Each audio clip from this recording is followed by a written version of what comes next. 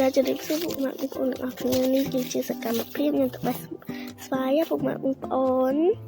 ស្វាយមានច្រើនមែនតើឥឡូវចូលមកដល់ក្បាលវីដេអូយើងពីដំបូងមុននឹងខ្ញុំទៅចកាបេះស្វាយនេះខ្ញុំត្រូវញ៉ាំនំគ្រក់សិនណាពុកម៉ែបងប្អូនទាំងអស់គ្នា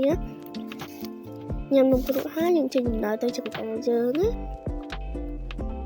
វាឆ្ងាយតិចហើយពុកម៉ែបងប្អូនអើយចិត្តដល់ហើយណាបងប្អូនទាំងអស់គ្នាមានតើ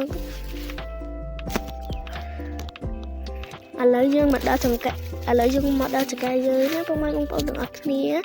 អត់សូវមានផ្លែទេមានផ្លែពីបេះដើមហ្នឹងហើយស្វាយយើងតែឥឡូវធំណាដើមចន្ទីយើងបងប្អូន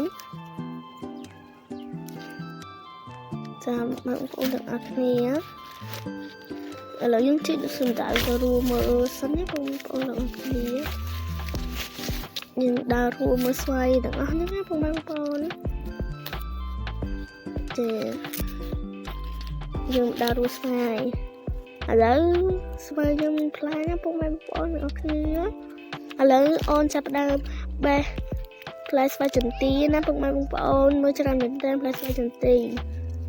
បងប្អូនគឺច្រើនមែនតើណាបងប្អូនទាំងអស់គ្នាស្វាយចន្ទីយើងច្រើនមែនតើឃើញអូនបេះនឹងច្រើននេះបងប្អូនរស់ក៏រស់ច្រើនដែរបងប្អូនណាបងប្អូនថ្ងៃនេះគឺថ្ងៃសៅរ៍អូនមានពេលថ្ងៃទៅអូនក៏មកបេះស្វាយពេលព្រឹកហើយពេលថ្ងៃអូនទៅរៀនថ្ងៃអាទិត្យមិនអូនបេះទៀតតាមទុកបាច់ពួកឥឡូវខ្ញុំចាប់ដើមរកហើយណាបងប្អូនទាំងអស់គ្នានេះអូនមើលស្វាយទៅក៏ហមមើលណាសាច់វាមួយនឹងផ្លែតែ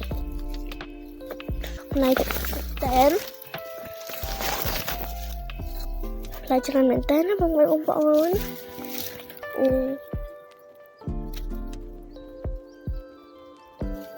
ឡូវយើងទៅផ្លែច្រើនណាបងប្អូនទាំងអស់គ្នាអូយមើលស្វាយយើងអូធ្លាក់គំនូគោដឹកបងប្អូនចាយើងរស់ហើយយើងក៏ទុកវាម្ដុំសិនណាចាំបងប្អូនឥឡូវយើងចាប់ផ្ដើមមួលវាណាចាំបងប្អូនមើលស្វាយចន្ទីណា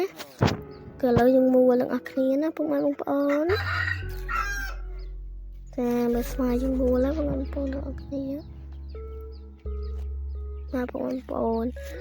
យើងមួលស្វាយបានប្រហែលនេះហើយយើងអត់ទាន់ដឹងប្រហែលប្រហែលគីឡូនេះបងប្អូនទាំងអស់គ្នានេះបោះពុកខ្ញុំណាបងប្អូនជម្រាបលាបាយ